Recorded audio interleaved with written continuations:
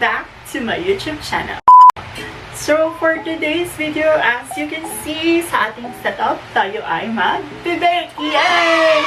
So for today's recipe, we're going to do a oatmeal chocolate chip cookies. So before we start, just a quick story time. During this pandemic, baking is one of my hobbies. One of my stress relievers work kung nasa stress na. So this thing or this activity keep me sane. Well, anyway, let's start with our video. Excuse me! Okay, so the ingredients that we have to get, or you have to get to do this recipe are the following. 1 cup of all-purpose flour, half teaspoon of baking soda, then 1/3 cup of granulated sugar, then 2/3 cups of brown sugar, then 1 large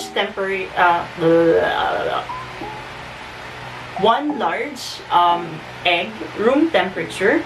Then, syempre, yung ating rolled oats. Kailangan yung gamitin ay rolled oats, hindi yung quick oats. Kasi yung quick oats, it's not compatible for baking. This is good for baking.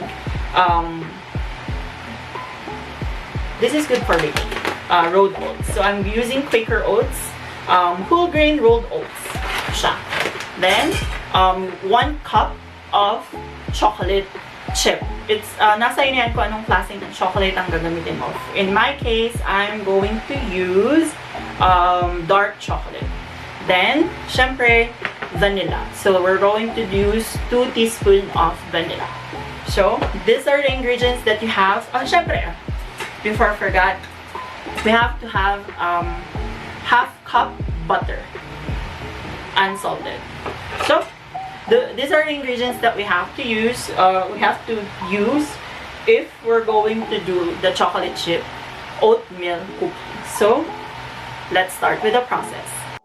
Okay, so let's start. In a mixing bowl, let's combine first our flour and baking soda. So 1 cup of all-purpose flour and 1/2 teaspoon of flour and 1/2 teaspoon of baking soda. Di ko makita yung 1/2 teaspoon ko, but I have 1/4 teaspoon, so I'm just going to scoop 2 scoops to make it 1/2. 1, 2.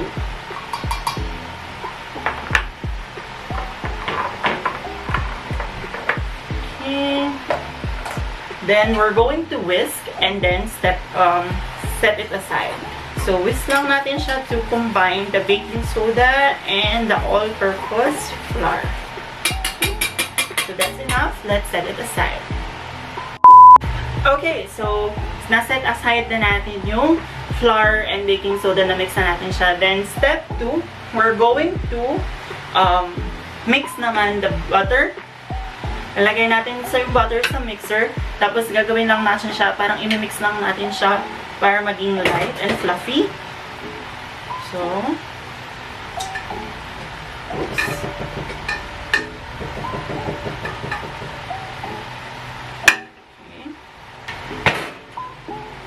Okay, let's...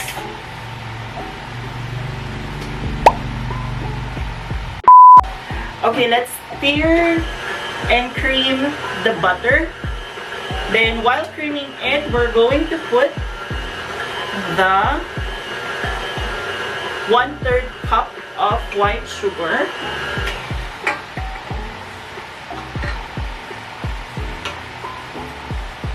White sugar muna yung lalagay natin para maging fluffy and cream lang siya. Then after that, we're going to put the brown sugar. So, mix lang natin siya onte. Then, let's put the 2/3 cup of brown sugar.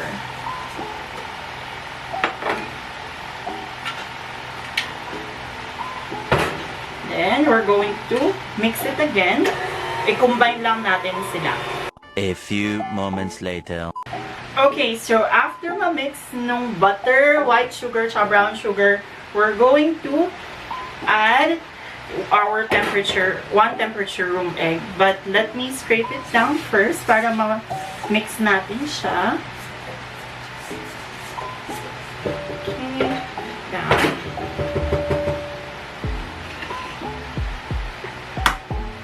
Crack ko muna siya dito para walang eggshell. Okay, clear. Let's put it here. Then, we're going to mix it again.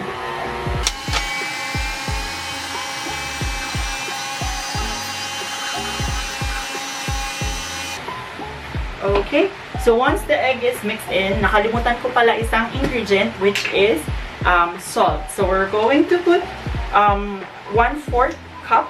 Char lang yung cup, teaspoon pala, of salt.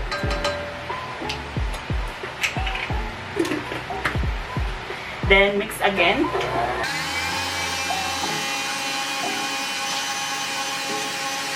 Okay, I think that is enough. Let's pull it up. O, diba? Gooey na siya! Woo! So, ganito ang consistency na gusto nating makuha. Okay. So, scrape down. Then, mix ng konti.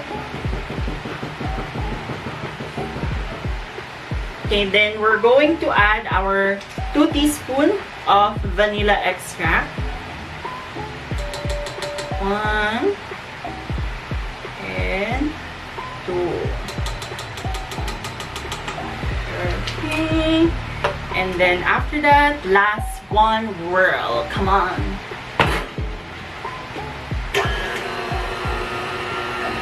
I-mix na lang natin siya for at least 1 minute para ma-combine lang yung vanilla extract. Then, there you go. So once all of the wet ingredients are mixed in, we're going to add yung ating all-purpose flour and baking soda mixture. So, we're just going to dump it here.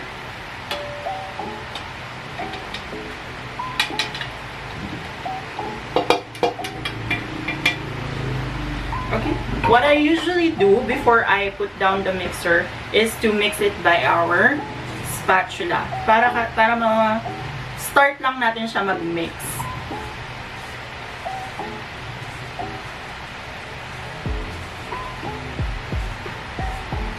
Okay. Now we can mix it here. Scrape ko lang. Okay, let's start again mixing the ingredients.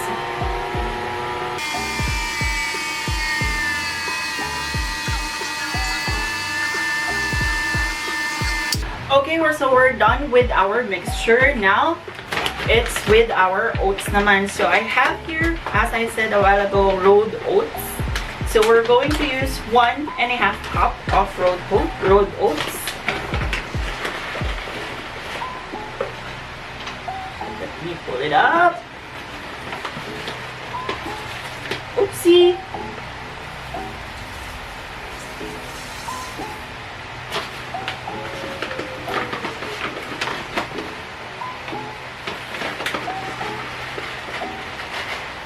Oats. Okay. And again, we're going to start mixing it first with our spatula. Na may start up lang siya.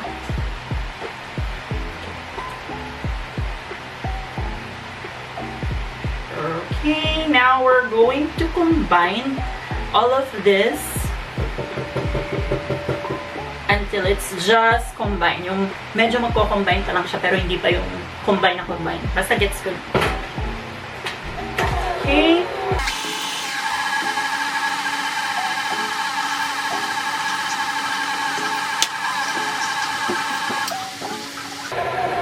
Okay, while it's mixing, lalagay natin yung last ingredient natin which is the 1 cup chocolate chip. Dahan-dahan natin siyang ilagay para ma-mix talaga siya dun sa ating mixture. Also, just a tip, magtira kayo ng onte para mamaya pang toppings dun sa ating chocolate chip cookie.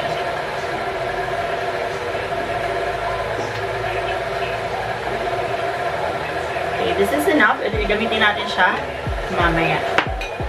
I think this is enough for our mixture here.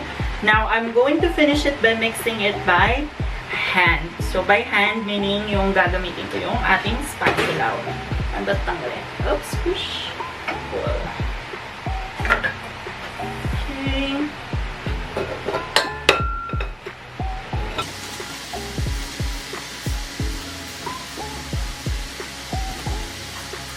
Kailangan talaga siya i-mix.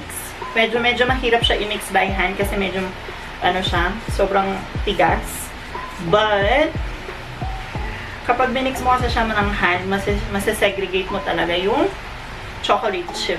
Hindi lang siya nandun sa isang side. Okay. Okay, I think that is enough. So, we're going to chill this in the refrigerator for at least an hour. Or if you want to, you can do it at least overnight or within the next 24 hours. So, we're going to bake this. See you in 1 hour.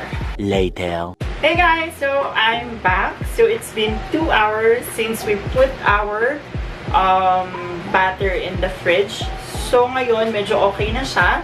We can now go ahead and mold it into our cookies. I'm now currently preheating the oven for 191 degrees Celsius, or in Fahrenheit, that is equivalent to 375 degrees Fahrenheit. So nasa 150 pa lang siya, so we'll still have time.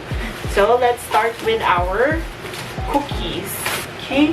So, we're going to use a scooper or ice cream scooper para makuha natin yung cookies sa dough. So, let's get it here. So, let's start. So, I'm going to scoop it here and using your hands, lagyan nyo siya dyan. So this is quite big. So babawasan natin siya. Then, we're using your hands, we're going to roll it into a bowl. Okay, next.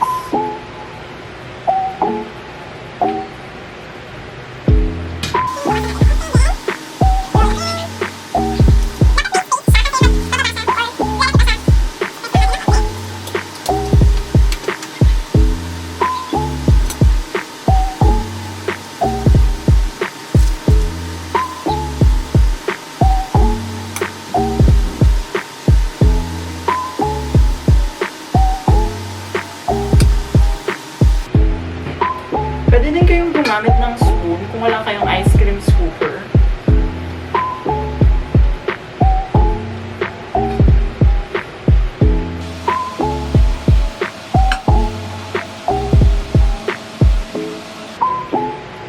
Okay, my first batch is already done. Lagyan na lang natin siya ng chocolate chip sa taas.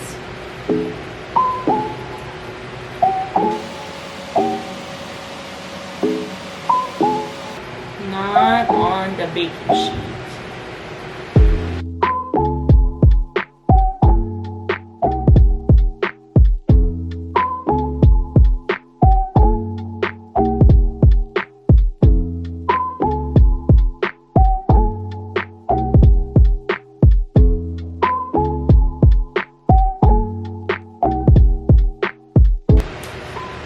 Okay, first batch is done. So I'm just waiting for the oven to reach the right temperature. Then I'm going to put the first batch on it.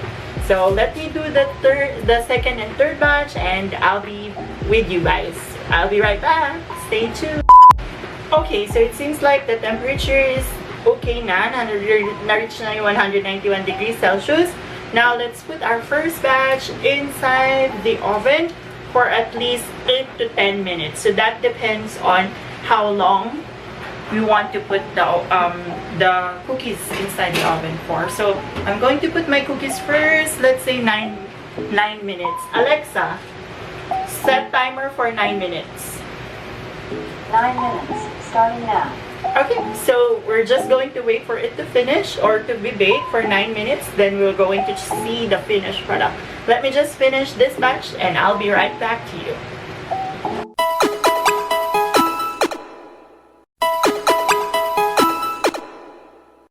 Hey guys, so this is our finished product.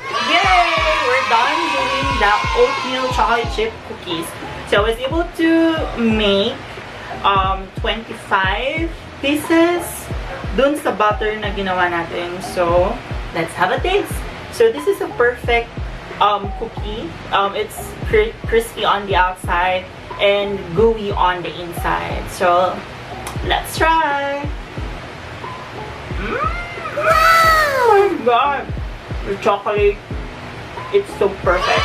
So bago sa midnight snack every time, partner with milk, partner with juice, whatever you like, you can go ahead and partner it with everything. So if you like this video, please put a thumbs up, comment, and share this video. And if you're not subscribed, please subscribe. And I'm going to try to bake things, upload videos every now and then. And thank you guys for staying this long for the video. And always remember, just keep smiling. Have a great day and take care. Bye-bye!